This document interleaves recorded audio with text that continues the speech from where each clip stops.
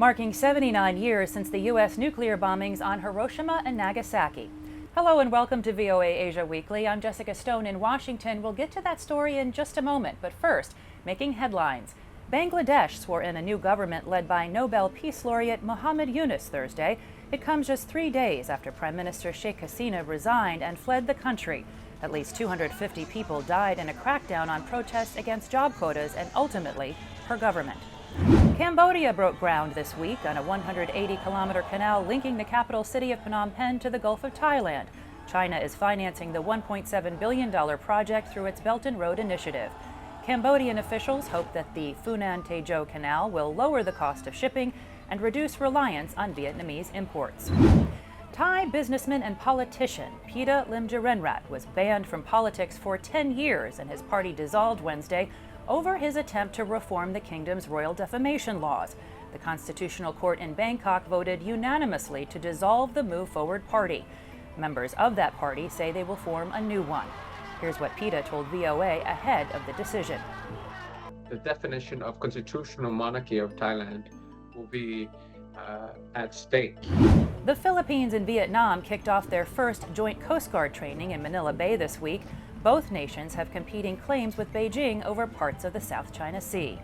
Friday's drills focused on search and rescue as well as fire and explosion prevention, according to Philippine officials. South Korean pistol shooter Kim Yoo-ji returned home after winning the silver medal in the Olympic Games. She thanked Tesla CEO Elon Musk for making her a social media sensation after he praised her on X, formerly known as Twitter. Japan issued a tsunami advisory after a 7.1 magnitude earthquake occurred off the southern island of Kyushu.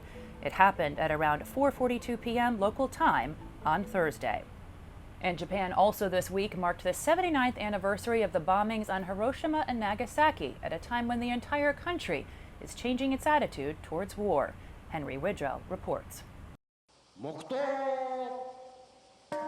At 8:15 a.m. on Tuesday, the exact time that the atomic bomb exploded 600 meters above Hiroshima on August 6, 1945, Japan held a minute's silence to remember the horrors visited on the city.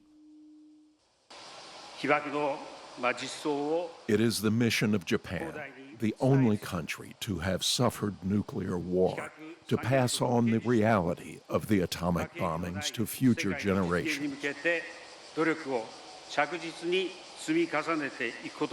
The manner of Japan's defeat changed the country, driving an aversion to war and military power that lasted for generations.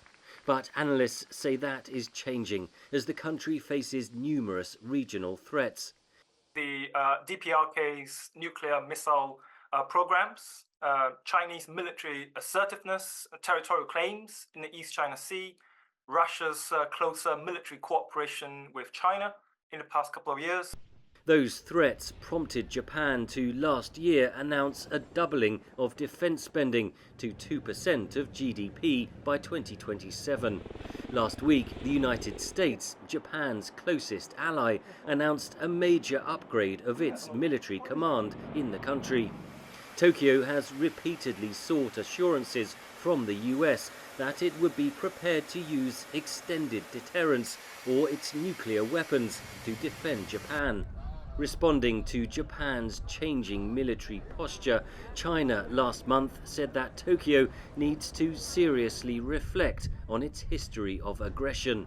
Analysts say Japan is facing up to multiple threats, not least from China itself. Henry Richwell, VOA News, Tokyo. Visit voanews.com for the most up-to-date stories. I'm Jessica Stone. Finally, she was named for one Olympic Games and is now participating in her first. 19-year-old Sydney Francisco of Palau is named after the Olympics where her mother, Peoria Kashiba, competed in the 100-meter race in the 2000 Sydney Games. Kashiba went on to compete in the 2008 Beijing Games as well. This year, Sydney competed in the women's 100-meter preliminary round but did not advance to round one of competition. Thanks for watching VOA Asia Weekly.